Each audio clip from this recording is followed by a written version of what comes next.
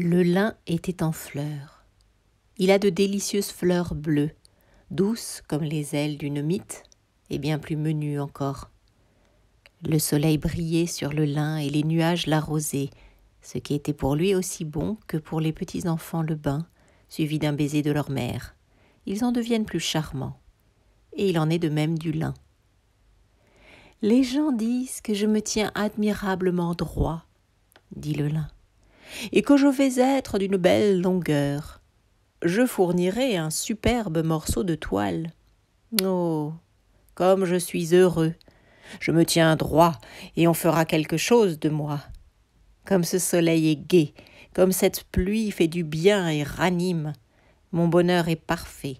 Je suis ce qu'il y a de plus heureux. Oui, oui, dirent les pieux de clôture. Tu ne connais pas le monde, mais nous le connaissons. Nous avons des nœuds. Et ils craquèrent lamentablement.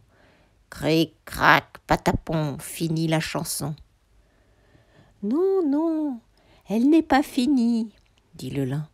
Le soleil luira demain, la pluie fera du bien. J'entends comme je grandis, je sens que j'ai des fleurs. Je suis ce qu'il y a de plus heureux. Mais un jour vint où l'on saisit le lin par le haut des tiges, et on l'arracha, racines comprises. Ce fut douloureux. Puis il fut mis dans l'eau, comme pour être noyé, et ensuite sur le feu, comme pour être cuit. C'était affreux. On ne peut pas toujours être bien traité, dit le lin. Il faut souffrir pour apprendre. Ce fut dur, il est vrai. Le lin fut brisé, broyé, échanvré, peigné. Lui-même ne savait comment tout cela s'appelait. Il vint sur le rouet qui bourdonna. Rrrr. Était impossible de suivre ses idées. J'ai été prodigieusement heureux, dit le lin dans sa souffrance. Il faut être content du bien dont on a joui. Content, oui, content. Et il le disait encore quand il fut sur le métier à tisser et devint une grande pièce de toile superbe. Tout le lin, tous les pieds sans exception devinrent cette pièce unique. Mais c'est magnifique! Jamais je n'aurais cru cela. Non, quelle chance est la mienne! Vraiment, les pieux de clôture avaient bien raison avec leur cric, crac, patapon. La chanson n'est pas du tout finie, elle ne fait que commencer. C'est superbe. Oui, si j'ai un peu souffert, du moins ai-je abouti à un résultat. Je suis ce qu'il y a de plus heureux.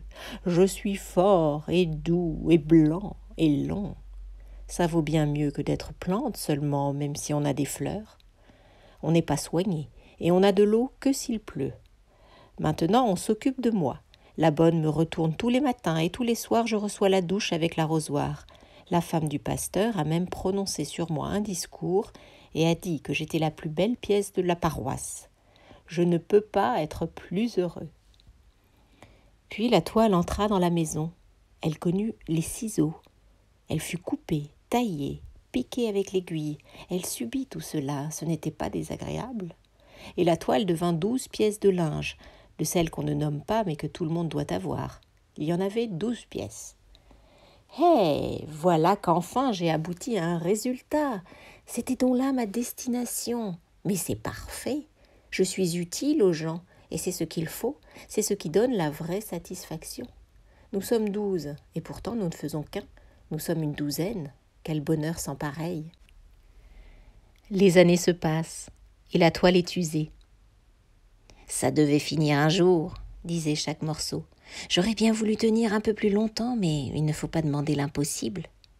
Et ils furent déchirés en loques, et crurent que c'était la fin de tout, car ils furent hachés, broyés et cuits, et je ne sais pas quoi encore.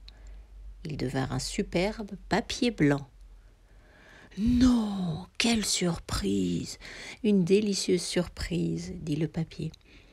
Me voilà plus beau qu'auparavant, et maintenant on écrira sur moi. Que ne peut-on écrire? C'est vraiment un bonheur sans pareil. Et sur le papier furent écrites les plus délicieuses histoires, et les gens entendirent ce qui était écrit. C'était si juste et si bien que cela rendit les hommes plus intelligents et meilleurs. Ces mots confiés au papier étaient une vraie bénédiction. C'est plus que je ne rêvais lorsque j'étais petite fleur bleue dans le champ. Comment aurais-je pu penser que j'apporterais joie et instruction aux hommes? Je ne le comprends même pas encore. Mais il en est réellement ainsi. Notre Seigneur sait que je n'ai rien fait que je ne devais faire dans la mesure de mes moyens pour exister. Et il m'offre ainsi joie et honneur l'un après l'autre. Chaque fois, je me dis « la chanson est finie ». Et c'est le moment où je monte et je parviens à mieux encore. Maintenant, je vais sans doute voyager, être envoyé autour du monde pour que tous puissent me lire. C'est là le plus probable. Autrefois, j'avais des fleurs bleues. Maintenant, à la place de chaque fleur, j'ai les pensées les plus exquises. Je suis ce qu'il y a de plus heureux. Mais le papier ne voyagea pas. Il alla chez l'imprimeur où tout ce qui était écrit dessus fut composé pour en faire un livre, et même de nombreuses centaines de livres, car ainsi une foule infiniment plus nombreuse pouvait en tirer profit et joie, tandis que le manuscrit, s'il avait couru autour du monde, se serait effacé à mi-chemin. Oui, c'était bien ce qu'il y avait de plus raisonnable, se dit le papier qui portait l'écriture. Je n'y avais pas pensé. Je reste au pays et je suis honoré comme un vieux grand-père. C'est sur moi que l'on a écrit. Les mots ont coulé de la plume directement sur moi. Je reste, et ce sont les livres qui courront partout. Certes, ce n'est pas peu de choses que l'on puisse faire ainsi. Oh, que je suis content, que je suis heureux. Le papier fut empaqueté et posé sur un rayon. Il est bon de se reposer après sa besogne faite, dit le papier. On a raison de se recueillir et de réfléchir à ce que l'on renferme. C'est seulement maintenant que je sais bien ce que je porte en moi. Et se connaître, c'est là le vrai progrès. Qu'est-ce qui va arriver maintenant? On va encore avancer, on avance toujours. Un jour, tout le papier fut mis à la cheminée. Il fallait le brûler car il ne devait pas être vendu au charcutier ni enveloppé du beurre ou du sucre en poudre. Et tous les enfants de la maison se tenaient autour. Ils voulaient voir le papier flamber. Ils voulaient voir dans la cendre la foule des étincelles qui semblent courir et s'éteindre l'une après l'autre si vite. C'est comme les enfants qui sortent de l'école. Et la dernière de toutes les étincelles est le maître d'école.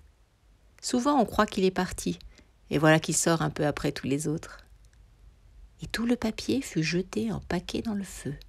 Aïe, comme il flamba. Aïe, dit-il. Et au même instant, il ne fut qu'une flamme qui monta plus haut que le lin n'avait jamais pu lever sa petite fleur bleue, et qui brillait comme jamais la toile blanche n'avait pu briller. Toutes les lettres écrites rougirent soudain, et tous les mots et les pensées montèrent en flammes. « Voilà que je monte droit au soleil !» se dit la flamme. Et l'on aurait dit 1000 voix confondues, et la flamme s'échappait par la cheminée jusque dehors. Et plus déliée que la flamme, complètement invisible à l'œil humain, voletaient de tout petits êtres aussi nombreux qu'avaient été les fleurs de lin. Ils étaient encore plus légers que la flamme d'où ils émanaient. Et lorsqu'elle fut éteinte, et qu'il ne resta plus du papier que la cendre noire, ils dansèrent encore une fois au-dessus d'elle. Et là où ils la touchaient, on voyait leurs vestiges. C'étaient les rouges étincelles. Les enfants sont sortis de l'école, et le maître d'école est sorti le dernier. C'était un plaisir de voir ça. Et les enfants de la maison se tenaient devant la cendre morte et chantaient « Cric, crac, patapon, fini la chanson !» Mais chacun des petits êtres invisibles disait « Jamais la chanson n'est finie, c'est là le plus beau de tout. Je le sais, mais c'est pourquoi je suis ce qu'il y a de plus heureux. » Mais cela, les enfants ne pouvaient l'entendre, ni le comprendre. Et c'était bien ainsi, car les enfants ne doivent pas tout savoir.